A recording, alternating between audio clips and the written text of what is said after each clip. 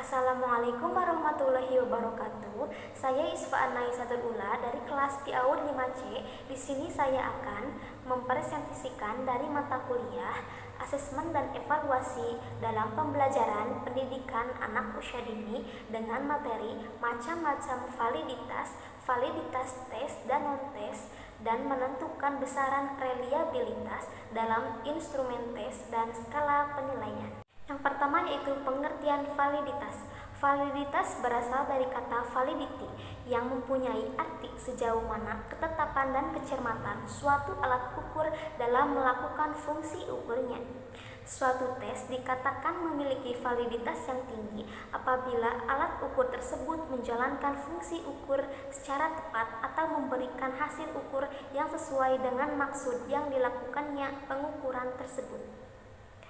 Artinya, hasil ukur dari pengukuran tersebut merupakan besaran yang mencerminkan secara tepat fakta atau keadaan sesungguhnya dari apa yang diukur. Validitas instrumen dapat dibuktikan dengan beberapa bukti. Bukti-bukti tersebut antara lain, yaitu yang pertama, validitas isi, yang kedua, validitas konstruk, dan yang ketiga, validitas kriteria. Macam-macam validitas. Ada validitas tes dan juga ada validitas non-tes. Validitas tes. Validitas tes adalah alat yang direncanakan untuk mengukur kemampuan, keahlian, atau pengetahuan. Adapun yang dimaksud dengan teknik tes ialah suatu teknik dalam evaluasi yang digunakan untuk mengetahui hasil belajar murid dengan mempergunakan alat tes. Macam-macam instrumen tes yang dapat digunakan oleh penelitian diantaranya yaitu tes kepribadian, tes bakat, tes intelijensi, tes minat, dan tes prestasi. Selanjutnya yaitu validitas non-tes. Instrumen non-tes adalah instrumen selain tes prestasi belajar.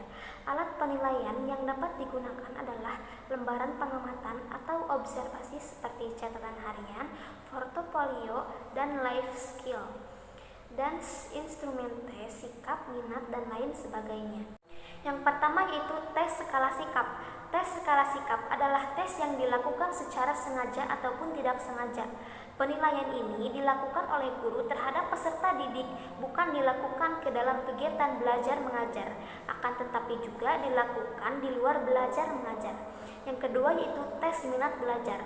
Tes minat belajar adalah tes yang dilakukan oleh guru kepada peserta didik untuk meningkatkan minat peserta didik dalam mata pelajaran.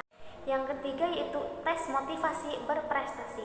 Tes motivasi berprestasi adalah tes yang dilakukan oleh guru kepada peserta didik untuk mendorong motivasi peserta didik dalam belajar sehingga dapat memperoleh prestasi lebih baik daripada sebelumnya.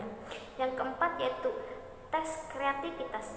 Tes kreativitas adalah tes yang dilakukan oleh guru kepada peserta didik untuk mengukur kreativitas peserta didik dalam belajar sehingga akan terlihat kemampuan saat melakukan tugas yang dilakukan oleh guru maupun saat bertingkah laku di dalam kelas.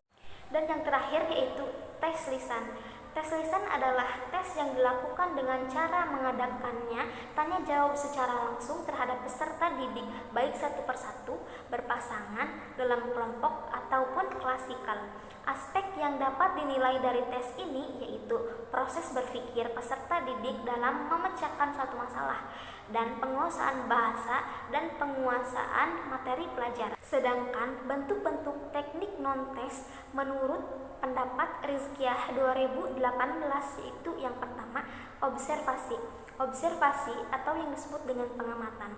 Teknik pengamatan atau observasi merupakan salah satu bentuk teknik non-tes yang biasa dipergunakan untuk menilai suatu melalui pengamatan terhadap objeknya secara langsung, seksama, dan sistematis. Pengamatan memungkinkan untuk melihat dan mengamati sendiri, kemudian mencatat perilaku dan kejadian yang terjadi pada keadaan sebenarnya. Yang kedua yaitu interview. Interview atau wawancara adalah cara menghimpun bahan-bahan keterangan yang dilaksanakan dengan cara melakukannya tanya jawab lisan secara sepihak, berhadapan muka dengan arah serta tujuan tujuan yang telah ditentukan. Yang terakhir yaitu angket atau kuesioner.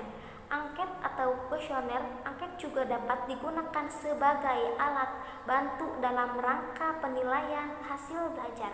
Angket adalah teknik pengumpulan data yang dilakukan dengan cara memberi seperangkat pertanyaan tertulis kepada responden untuk dijawabnya, sehingga angket berbeda dengan wawancara. Selanjutnya yaitu pengertian reliabilitas. Reliabilitas berasal dari kata reliability, yang berarti sejauh mana hasil suatu pengukuran dapat dipercaya. Suatu hasil pengukuran dapat dipercaya apabila dalam beberapa kali pelaksanaan pengukuran terhadap kelompok subjek yang sama, diperoleh hasil pengukuran yang relatif sama selama aspek yang diukur dalam diri subjek memang belum berubah. Saifuddin Azwar 2003 menyatakan bahwa reliabilitas merupakan salah satu ciri atau karakter utama instrumen pengukuran yang baik. Menurut Arifin, bahwa suatu tes dikatakan reliable jika selalu memberikan hasil yang sama bila diteskan pada kelompok yang sama pada waktu atau kesempatan yang berbeda.